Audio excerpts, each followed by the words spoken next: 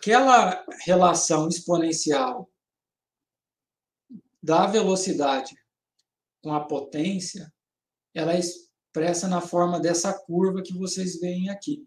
E aí isso pode ficar mais claro. Quem, de maneira algébrica, não compreendeu, agora pode compreender melhor, olhando para essa curva que é exponencial.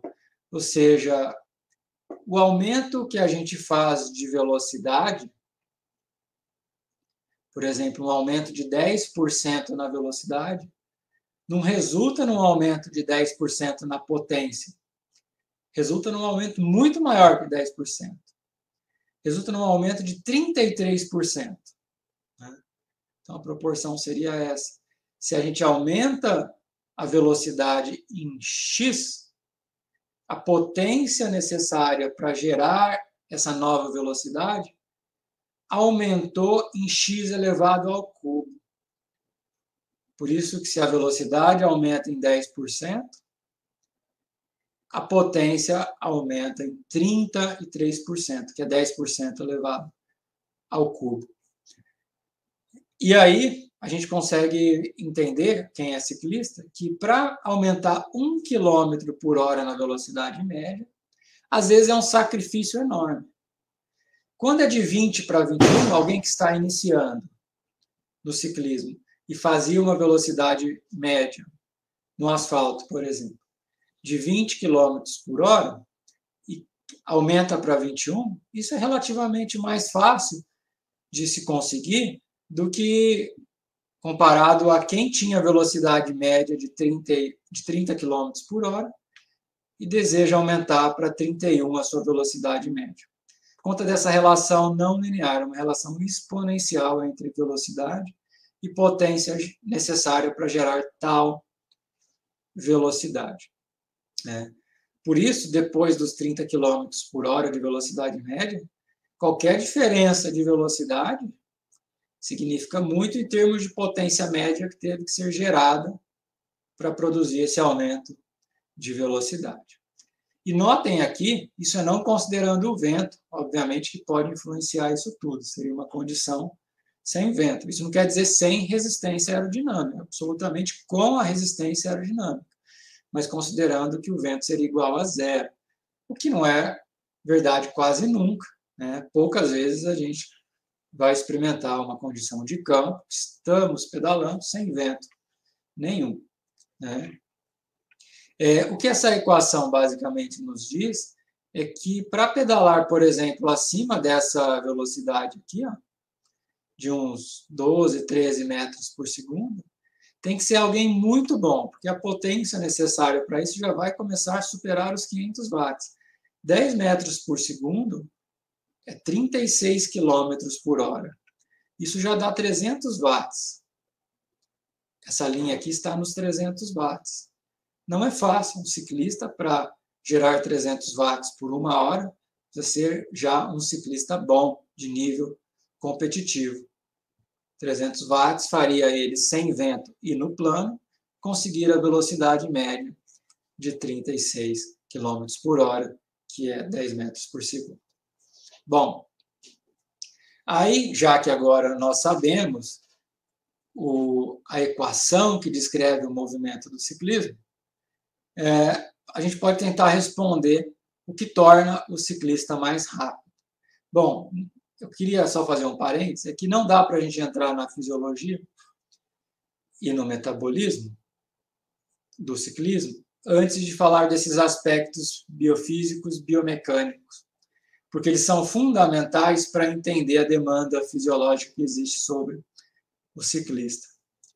Então, continuando nesses aspectos físicos biomecânicos, e tentando responder essa pergunta, que pode tornar o ciclista mais rápido, eu repito a equação, que é a mesma, não vou dar muita ênfase para ela agora, mas apontar o seguinte, que para a velocidade do ciclista aumentar, considerando, obviamente, que ele está num terreno com uma inclinação fixa, ou no plano, ou numa subida, eventualmente, para a velocidade aumentar, só tem essas possibilidades aqui, de 1 a 4. ou ele tem que gerar maior potência mecânica, tem que aumentar a sua capacidade de gerar potência no pé de vela, no pedal. Segundo item, ele tem que gerar menor resistência aerodinâmica. Se ele conseguir fazer isso, ele se torna mais veloz, principalmente se a prova dele for no plano. Menor resistência aerodinâmica. Para isso, ele vai ter que diminuir a área frontal, tentar diminuir o arrasto aerodinâmico. E aí existem equipamentos específicos para isso. Olhem aqui. Não é somente uma área frontal diminuída que eles tentam conseguir. É uma menor turbulência do ar. Então, esse capacete não está diminuindo a área frontal, está diminuindo a turbulência do ar, que gera arrasto aerodinâmico. Olha a posição, parece super incômoda e que gera pouco controle da bicicleta, mas ele está tentando privilegiar a aerodinâmica. Essa roda, que é muito diferente da que a gente conhece, pelo menos das bicicletas de rua, em comparação às bicicletas de rua. Para que essa roda? Para gerar menos arrasto aerodinâmico também. E essa bicicleta toda estranha, que só tem um tubo aqui, também nessa tentativa de gerar menor arrasto aerodinâmico. Então, se o indivíduo já desenvolveu toda a sua capacidade de gerar potência mecânica, não melhora mais, aí ele tem que se preocupar necessariamente com esses outros itens se ele quiser melhorar. E mesmo se ele tiver a capacidade de melhorar a sua potência mecânica, a gente vai discutir daqui a pouco como isso pode ser conseguido, diminuir resistência aerodinâmica resulta em maior velocidade. Diminuir massa do conjunto bicicleta-ciclista. Isso importa? Importa se o deslocamento for morro acima, for em subida. No plano isso não importa, mas na subida importa e importa bastante. Massa do ciclista, obviamente, maior que massa da bicicleta, porque um ciclista eventualmente pode diminuir de 75 para 70 quilos, diminuindo 5 quilogramas. E a bicicleta não vai ter margem para diminuir 5 quilogramas. Serão ali na casa de gramas ou alguns poucos quilogramas a possibilidade de diminuir a massa, né? O peso. Quando eu falo massa, é o peso, que seria o termo mais adequado, né? A massa da bicicleta, em quilogramas. E quarto e último item que eu menciono aqui é a velocidade do ciclista aumentará se o atrito dos componentes móveis do equipamento for diminuído. Então, se o pneu gerar menos atrito com o solo, vai gerar mais velocidade, obviamente. Se o eixo das rodas, que tem rolamento ou esferas, tiver lubrificado e bem ajustado, isso vai diminuir o atrito, tem potencial para gerar aumento de velocidade. Uma corrente nova e lubrificada e limpa também vai diminuir atrito, menor desperdício de energia na transferência de torque e velocidade do pé de vela para a roda traseira. Mas eu diria que essa influência aqui, desse quarto item, é muito menor do que a influência dos outros que eu mencionei. Tá? Muito menor. De tal modo que, se o dinheiro não sobra, ou se você não está disputando medalhas em nível nacional, acho que não tem tanta justificativa de fazer um empenho muito grande em ter o melhor equipamento possível nesse sentido de diminuir o atrito de componentes móveis. Dessas variáveis que eu mencionei, que influenciam a velocidade do deslocamento do ciclista, algumas são de fácil determinação. Por exemplo, a área frontal até é fácil, né? Só que ela é somente parte do arrasto aerodinâmico. Ela contribui para gerar arrasto aerodinâmico, mas tem aquela questão da turbulência e tal, que aquilo não é fácil de se avaliar. Mas a área frontal é. Por exemplo, dá para posicionar o ciclista e, claro, tem que também posicionar bem uma máquina fotográfica, colocar algo que tenha dimensões conhecidas, tirar a foto dos dois, na mesma foto, os dois em enquadramento, e é possível utilizar softwares ou até outros recursos mais antigos e funcionais para calcular qual que é a área desse conjunto bicicleta-ciclista. A gente conhece a área aqui, total, tem até um calibrador, que seria essa área conhecida, e dá para a gente calcular essa área frontal, no plano frontal do ciclista. A massa, primeiro mencionar a massa, obviamente, de fácil determinação, uma balança, coisa muito barata, de fácil acesso, essas balanças de banheiro, de farmácia, mensura isso. E a potência. A potência, ela pode ser mensurada tanto em condições de laboratório, como aparece aqui nessa ilustração, à direita, essa foto à direita, quanto na bicicleta que ele usa para treinar, para competir, né? Já está muito mais popular do que foi um dia, mas ainda assim é muito caro, os medidores de potência que equipam as bicicletas de ciclistas, né? Então, aqui temos uma foto de parte de uma bicicleta, ilustrando onde pode ser instalado medidor de potência, né? O medidor de potência, os dois medidores mais antigos, são medidores que atuam aqui no cubo, né, cubo da roda traseira, e um medidor que está nessa interface entre o pé de vela e as coroas, né, que é conhecido como spider, aranha, né, em português seria, né? Então, os melhores medidores e os mais antigos estão localizados aqui. Outros surgiram, talvez sejam até tão bons quanto esses outros. Então, a gente pode ter agora medidor na própria haste do pé de vela, no eixo do pé de vela e também nos pedais, instalados nos pedais.